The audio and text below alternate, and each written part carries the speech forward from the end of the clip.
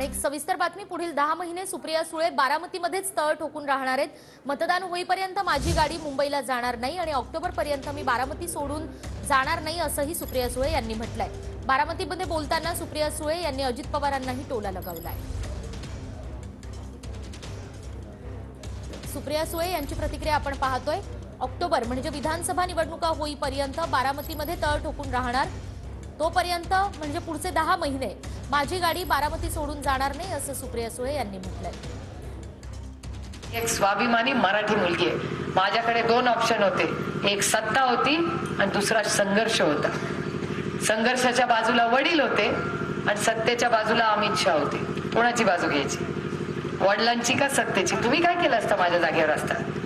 कोणाची बाजू घेतली असती? वडिलांबरोबर उभं राहिला असता का सत्तेत गेला असता? काय सांगा तुम्ही मला, काय केलं असतं? संघर्ष आणि वडिलांच्या बाजूने. आणि तुम्ही नाही, तुम्ही काय केलं असतं?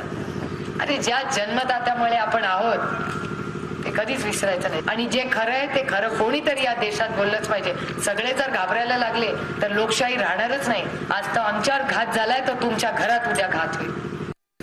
पोरगी वडिलांचं बघते त्याच्यामुळे पोरगी माझ्या वडिलांचं बघतात की नाही नीट. पोरग फिरत असते इकडे तिकडे गावमध्ये.